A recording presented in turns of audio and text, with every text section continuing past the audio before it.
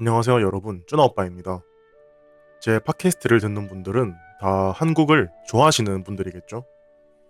저는 살면서 일본에도 여행을 가봤고 이탈리아에도 여행을 가봤는데요.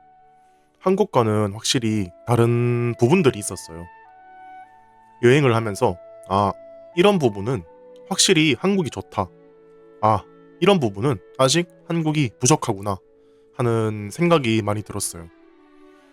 일본은 상대적으로 한국과 비슷했고 이탈리아는 한국과는 다른 부분이 많았어요.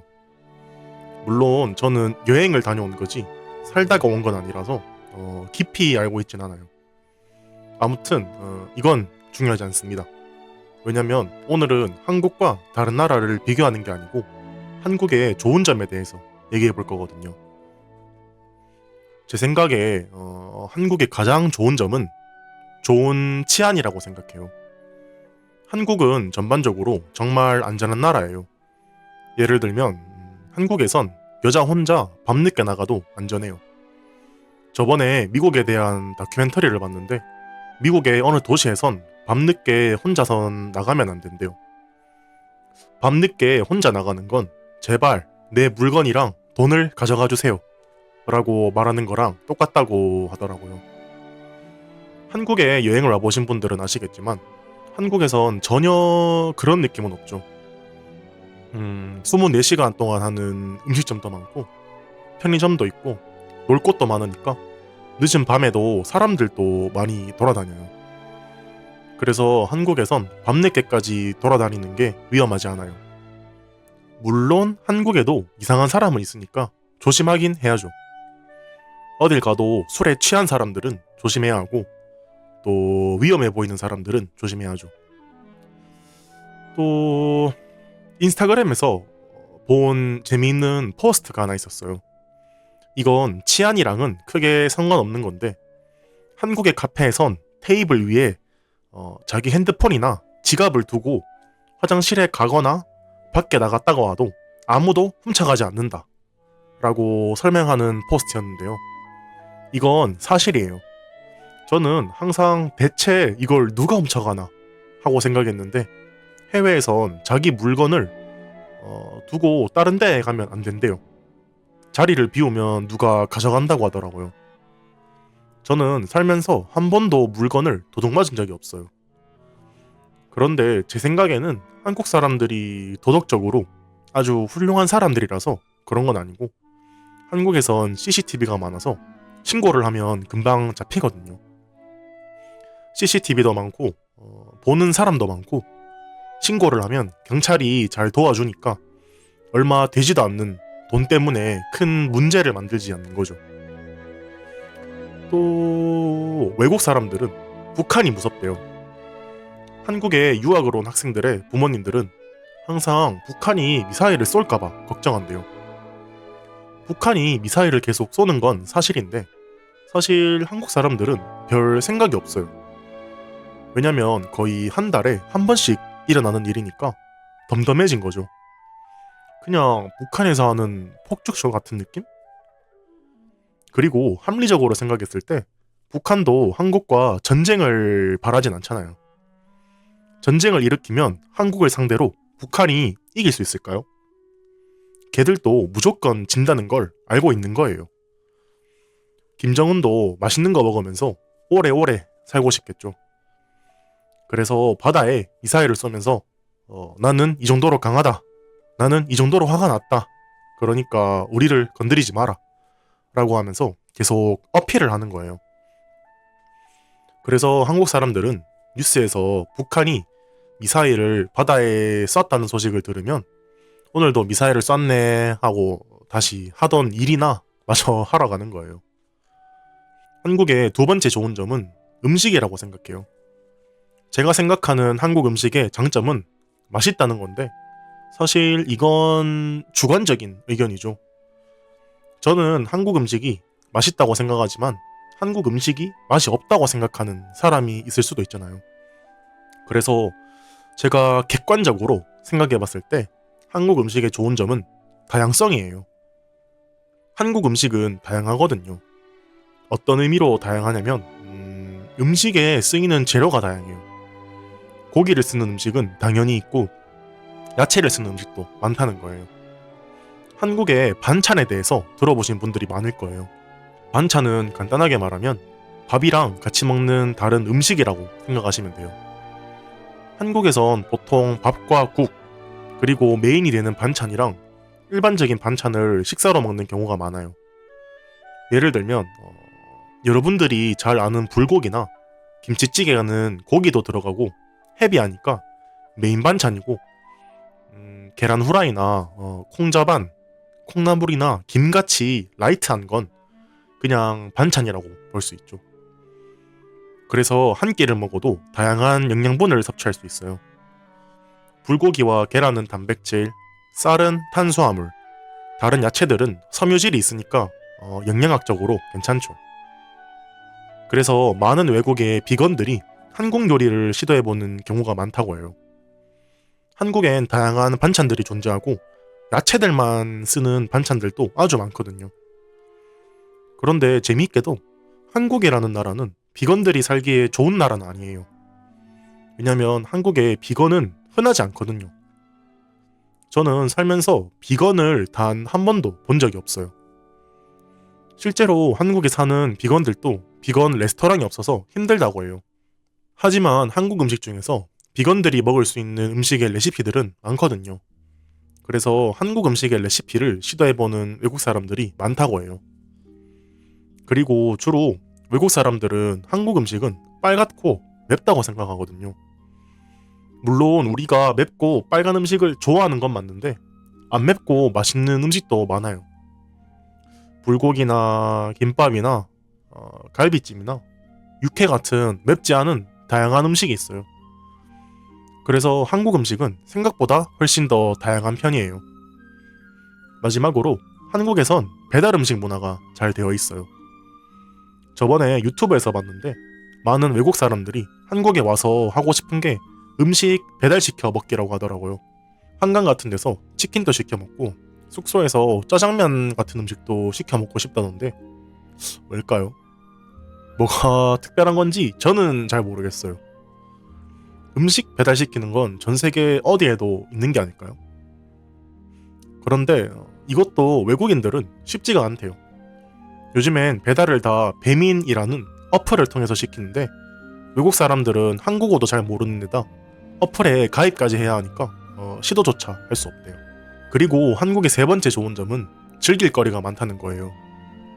한국에는 노래를 마음껏 부를 수 있는 노래방도 있고 게임을 할 수 있는 PC방도 있고 맛있는 커피를 마시면서 예쁜 사진을 찍을 수 있는 다양한 컨셉의 카페들도 있고 24시간 동안 열려있고 다양한 음식이 있는 편의점도 있고 퍼즐을 풀면서 시간을 보낼 수 있는 방탈출도 있고 할 수 있는 건 정말 많아요. 이거는 어딜 가도 할 수 있는 것 아닌가? 라고 생각하실 수도 있는데 그건 아니더라고요. 제가 이탈리아에 가봤는데 생각보다 즐길 거리가 없었어요. 편의점, 노래방, PC방 같은 건 없더라고요. 거기선 사람들끼리 모이면 같이 커피나 술을 마시면서 놀던데 아무래도 한국 사람이 이탈리아에 가면 도파민이 떨어져서 힘들 것 같아요. 저는 아마도 섬에 있어서 그런 걸 특히 더 못 본 것 같아요. 그래도 밀라노 같은 큰 대도시에선 훨씬 더 즐길 거리가 많다고 하더라고요. 아무튼 저는 집에 있는 걸 좋아해서 이탈리아든 한국이든 어디든 상관없지만 노는 걸 좋아하는 사람들은 한국을 확실히 더 좋아할 거예요.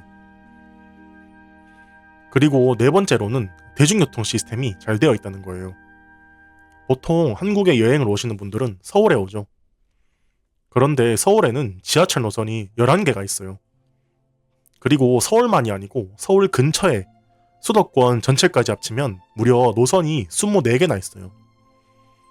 예를 들면 인천공항에서 출발해서 서울역까지 가는 인천공항선이 여기에 포함되죠. 그래서 서울 근처는 어디든지 전철로도 쉽게 갈 수 있어요. 서울 말고도 두 번째로 큰 도시인 부산에서도 6개의 노선이 있고 대구에는 한두 달 전에 새로운 노선이 하나 생겨서 총 4개의 노선이 있어요.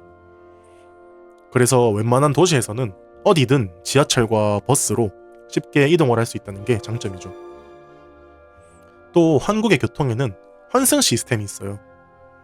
이것도 생긴 지 얼마 안 된 시스템인데 간단하게 설명해보자면 한 교통수단에서 다른 교통수단으로 돈을 내지 않고 갈아탈 수 있다는 거예요.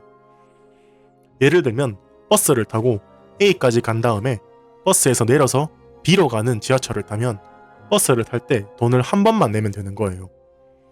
제가 들어보니까 이런 시스템이 없는 나라도 많고 제가 일본에 가봤을 땐 환승 시스템이 있었는데 너무 복잡했어요. 환승이 되는 역이 있고 안 되는 역이 있고 뭐가 뭔지 잘 모르니까 영무원분들한테 계속 물어보면서 힘들게 탔었던 기억이 있어요. 또 다섯 번째로는 한국은 기술 발전이 잘 되어 있다는 점이에요.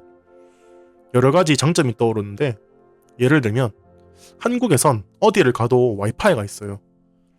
지하철에도 와이파이가 있고 달리는 버스 안에도 와이파이가 설치되어 있고 큰 공원 같은 곳에도 와이파이가 설치되어 있어요. 그리고 식당이나 카페같이 식사를 할 수 있는 곳에도 많고 박물관이나 백화점 같은 규모가 큰 시설들에도 와이파이는 무조건 있는 편이에요. 이게 특별한 게 아닐 수 있는데 한국에 여행을 온 외국 사람들한테는 아주 큰 장점이에요. 외국인만이 아니고 저도 데이터를 다 썼을 때 이런 공용 와이파이로 도움을 받은 적이 많아요. 또 다른 장점은 한국에선 현금을 들고 다닐 필요가 없어요. 왜냐면 어디를 가도 카드로 결제를 할 수 있거든요. 현금을 들고 다니는 건 귀찮고 무겁고 만약 잃어버리면 큰일이 나는데 카드는 그렇지 않으니까요. 카드는 그냥 카드 지갑만 들고 다니면 되고 카드는 잃어버려도 누가 그걸 주워서 쓰는 경우는 없으니까요. 굳이 현금이 필요한 곳은 시장이나 붕어빵을 사 먹을 때 정도예요. 식당을 가도 백화점을 가도 카페를 가도 어디를 가도 카드로 결제할 수 있다는 건 좋은 점이라고 생각해요. 또 한국엔 키오스크가 많아요. 이게 왜 장점이냐고 생각하실 수도 있는데 저처럼 사람들한테 굳이 말 거는 걸 좋아하지 않는 사람들한테는 아주 큰 장점이에요. 직원 앞에서 주문을 하려고 하면 뭔가 주문을 빨리 해야 할 것 같고 부담스러운데 키오스크가 있으면 제가 원하는 페이스로 편하게 주문을 할 수도 있고 어떤 메뉴가 있는지 확인을 할 수도 있고 음식 사진도 보고 설명도 보고 멤버십 적립 같은 것도 편하게 할 수 있어요. 그리고 한국에 여행을 오시는 여러분들한테도 아주 좋은데 왜냐면 키오스크에선 언어를 바꿀 수 있거든요. 중국어나 일본어는 몰라도 영어는 항상 있으니까 한국어 때문에 당황하신 분들은 한번 언어 설정을 찾아보세요. 사실 이건 장점만 있는 건 아니에요. 나이가 조금 있으신 분들은 키오스크를 어려워한대요. 하지만 큰 문제는 아니에요. 왜냐면 키오스크가 싫으면 직원한테 가서 주문을 하면 되니까요. 그리고 마지막으로는 한국에는 좋은 화장품이 많다는 거예요. 사실 저는 남자라서 화장품에 대해서 잘 알고 있진 않아요. 그런데 한국의 화장품이 세계적으로 유명하더라고요.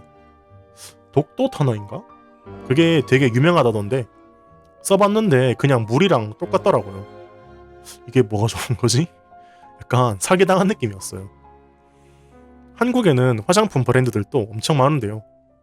아모레 퍼시픽도 있고 미샤도 있고 네이처 리퍼블릭, 홀리카, 토니모리, 스킨푸드 제가 아는 건 이 정도뿐인데 이것 말고도 훨씬 더 많겠죠. 저는 화장품에 대해서는 잘 몰라서 토너, 로션, 선크림 정도밖에 모르는데도 이 정도의 브랜드들을 안다는 건 한국의 화장품 산업이 꽤 크다는 걸 뜻하겠죠. 한국에서 유명한 화장품 가게는 올리브영이 있는데 올리브영에 가면 항상 외국인들이 많더라고요. 저번에는 중국에서 온 관광팀이 단체로 올리브영에 방문해서 화장품을 사는 것도 봤어요. 20명, 30명씩 여성분들이 와서 화장품을 사던데 되게 신기했어요. 저 화장품들이 이 정도의 가치가 있나? 라는 생각이 들더라고요. 제가 듣기로는 한국의 화장품을 사려고 일본이나 중국, 대만처럼 가까운 곳에서 한국에 방문하는 관광객들도 있다고 하더라고요. 당장 제 여자친구도 한국에 왔을 때 올리브영에 가는 걸 좋아하던데 저는 봐도 잘 모르겠더라고요. 파운데이션도 18호가 있고 19호가 있고 20호가 있고, 이건 뭐 아이언맨도 아니고 색깔도 다 비슷비슷한 것 같은데 아무래도 여자의 세계는 제가 이해하기는 조금 힘든 것 같아요. 오늘은 한국의 좋은 점에 대해서 얘기해봤는데요. 여러분들이 생각하시는 한국의 좋은 점은 뭔가요? 그리고 여러분은 한국의 어느 좋은 점 때문에 한국을 방문하고 싶으신가요? 오늘 또 쭈나오빠의 팟캐스트를 들어주셔서 감사합니다.